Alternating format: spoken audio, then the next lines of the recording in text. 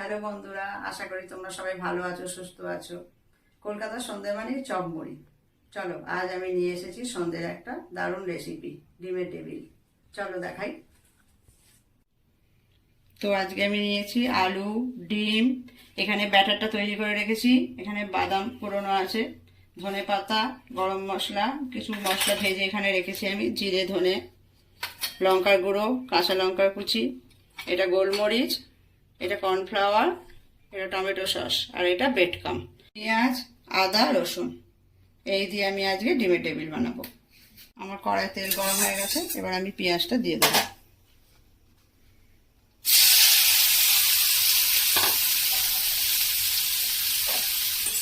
পেঁয়াজটা নাড়তে থাকবো যতক্ষণ না ব্রাউন কালার আসছে। এবার আলুটা আমি পেস্ট করে নেবো।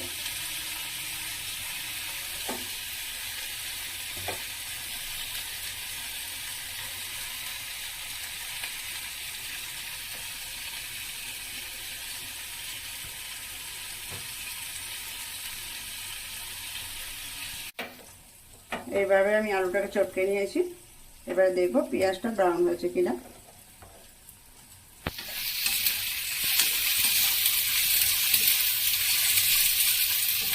পেঁয়াজটা হয়ে গেছে, এবার আমি আলুটা দিয়ে দেবো।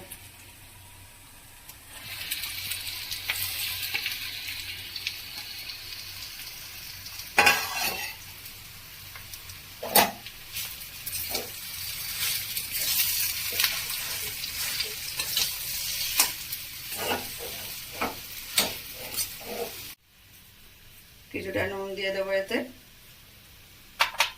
এবারে দেবো গোলমরিচ, এবার দেবো কাঁচা লঙ্কা কুচানো, একটু লঙ্কা গুঁড়ো, একটু মশলা,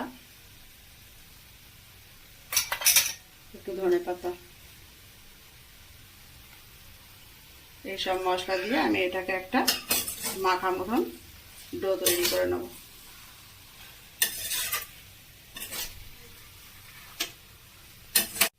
আমার পুরটা তৈরি হয়ে গেছে, এবার আমি এটা নামিয়ে নেব। ছুরি দিয়ে কাটলে অনেক সময় ডিমের শেপটা ঠিক আসে না, তাই জন্য আমি আজকে সুতো দিয়ে কেটে নিচ্ছি।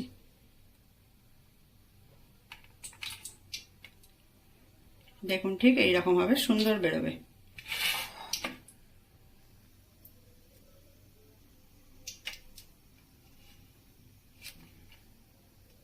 প্রত্যেকটা ডিম এইরকম সুন্দর হবে। ডিমের টেবিলের জন্য তেলটা গরম হয়ে গেছে, এবার আমি ডিমটা আলুর সাথে সেট করে ছাড়বো।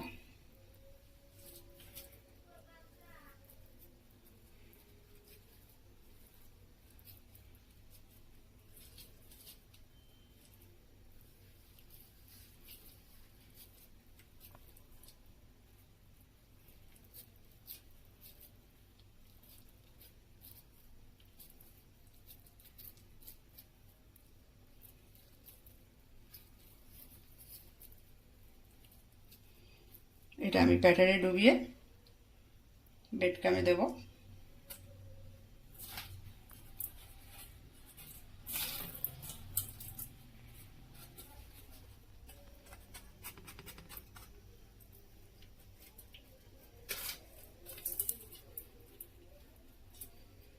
এইভাবে আমি প্রত্যেকটা করে নেব। এইভাবে সবকটা বানিয়ে নিয়েছি আমি, এবারে আমি তেলেতে ছাড়বো এগুলো। তেল আমার গরম হয়ে গেছে।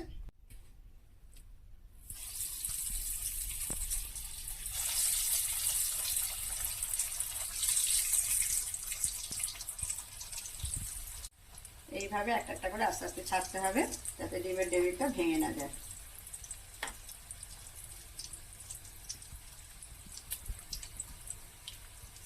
আস্তে করে উল্টে দিতে হবে।